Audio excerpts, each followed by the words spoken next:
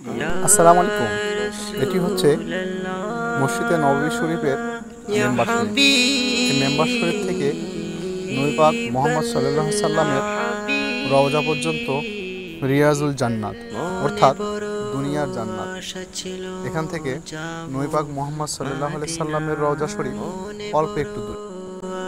ছিল যাব মদিনা, সালাম আমি করব গিয়ে নবী জি রোজায়, সালাম আমি করব গিয়ে নবী জি রোজায়। চলো যাই সবাই মক্কা মদিনায়, চলো যাই সবাই মক্কা মদিনা।